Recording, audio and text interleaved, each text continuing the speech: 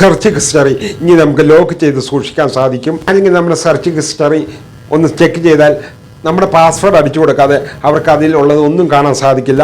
അത് നമുക്ക് നേരെ വീഡിയോയിലേക്ക് പോയാലോ.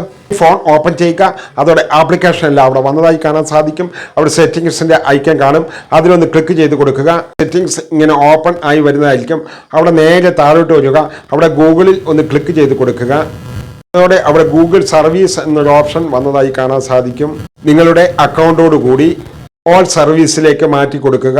അതിനുശേഷം താഴോട്ട് വരിക, അവിടെയുള്ള സെർച്ച് അസിസ്റ്റന്റ് ആൻഡ് വോയിസ് എന്നുള്ളിടത്ത് ഒന്ന് ക്ലിക്ക് ചെയ്ത് കൊടുക്കുക. അതോടെ അവിടെ വീണ്ടും കുറെ ഓപ്ഷനുകൾ വന്നതായി കാണാൻ സാധിക്കും. അവിടെ പ്രൈവസി ആൻഡ് സേഫ്റ്റി എന്നുള്ളിടത്ത് ഒന്ന് ക്ലിക്ക് ചെയ്ത് കൊടുക്കുക. അതോടെ അവിടെ വീണ്ടും കുറെ ഓപ്ഷനുകൾ വന്നത് കാണാൻ സാധിക്കും. അവിടെ ചെയ്യേണ്ട സെർച്ച് ഹിസ്റ്ററി ക്ലിക്ക് ചെയ്ത് കൊടുക്കുക.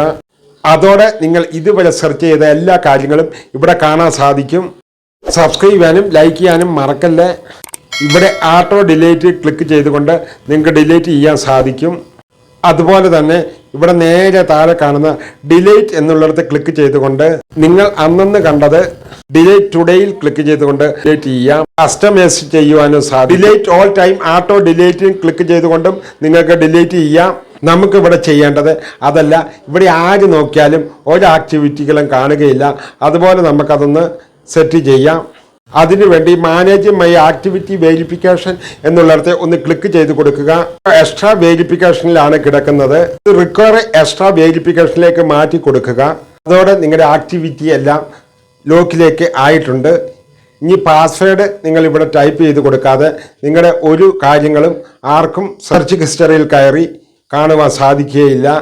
ഈ വീഡിയോ ഇഷ്ടമായെങ്കിൽ സബ്സ്ക്രൈബ് ചെയ്യാനും ലൈക്ക് ചെയ്യാനും ഷെയർ ചെയ്യാനും മറക്കല്ലേ.